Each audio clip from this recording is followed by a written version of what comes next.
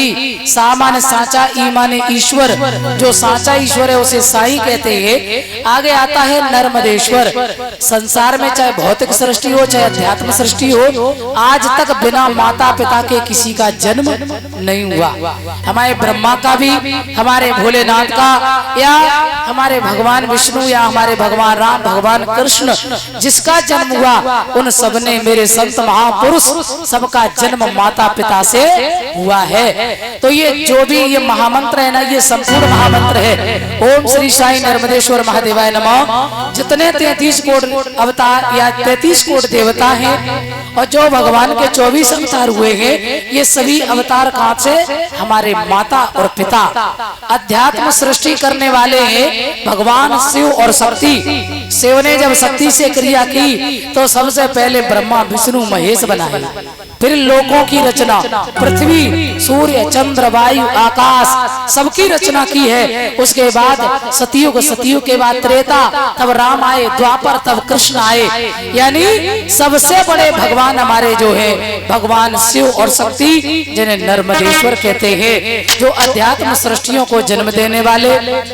आज वही भगवान, चाहे उन्हें नारायण कहो, आज उन्हीं प्रभु ने आकर कहते महादेवाय नमः, जिनके अंदर 33 कोटि देवी देवता समाये। ऐसे प्रभु महादेव को, जिन्हें देवों का देव महादेव कहते हैं, उन्हें हम प्रणाम करते हैं। बोलिए श्री साई नर्मदेश्वर भगवान की।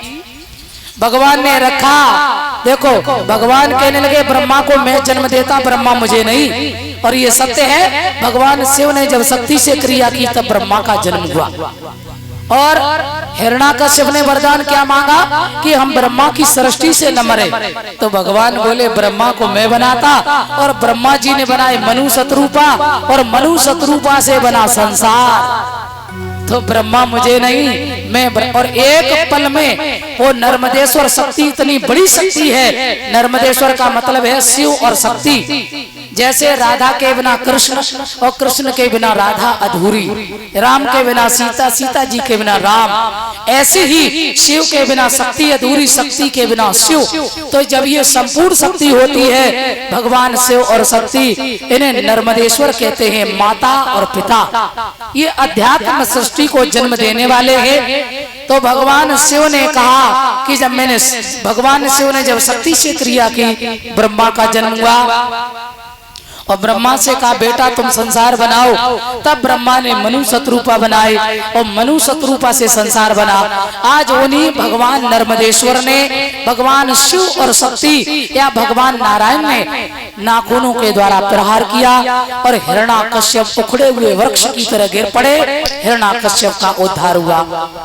भगवान का क्रोध शांत नहीं हो रहा है। सभी देवता आए, ब्रह्मा आए, नारद आए, सब देवता आए, पर भगवान का क्रोध शांत नहीं। अंत में माता लक्ष्मी आई, फिर भी क्रोध शांत नहीं। अंत में जब प्रहलाद जी ने भगवान की वंदना की है, हे प्रभु क्षमा करो, मैंने दैत्य कुल में जन्म लिया, और आप धन्य हैं जो मेरे जैसे भक्त पर कृपा की और आपने दर्शन दिए। पर एक बात जरूर है प्रभु, आपने आने में बहुत देर कर दी।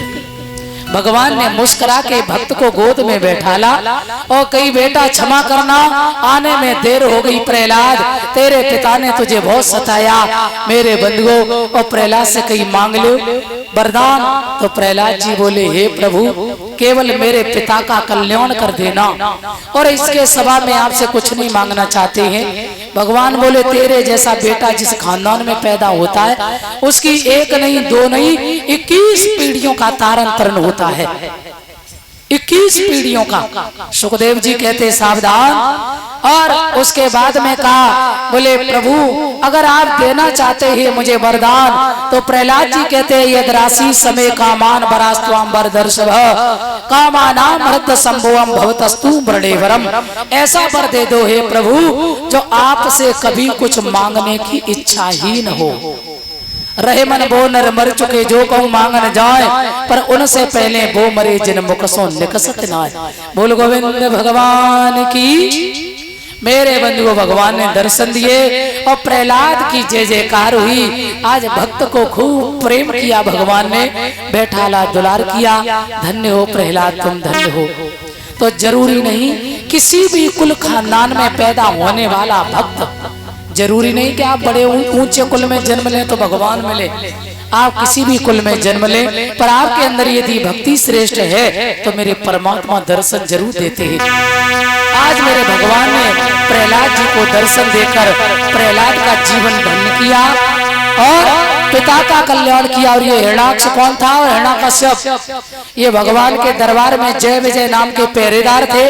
मैंने बताया था पद्म पुराण में आया है। तो इन दोनों ने भगवान से दुश्मनी रखी, 3 जन्म में इन दोनों का उद्धार हुआ। पहले में हिरण्याक्ष हिरण्याकश्यप बने, नरसिंह भगवान के यहाँ से उद्धार। त्रेता में रावण और कुंभकर्ण बने, भगवान राम के यहाँ से उद्धार। और द्वापर में शिशुपाल और दंत वक्र बने, सो कन्हैया के यहाँ से उद्धार। 3 जन्म में इनका उद्धार हुआ। आ जाइए यहाँ से आगे का प्रसंग जो है हम लोग कल सुनेंगे। बहुत सुंदर कल की कथा है। गजेंद्र मोक्ष सिंधु मंथन और बलि चरित्र दानवीर हरिश्चंद्र, बहुत सुंदर कल की कथा है। सभी लोग आने मिलेंगे। छोटा सा कीर्तन उसके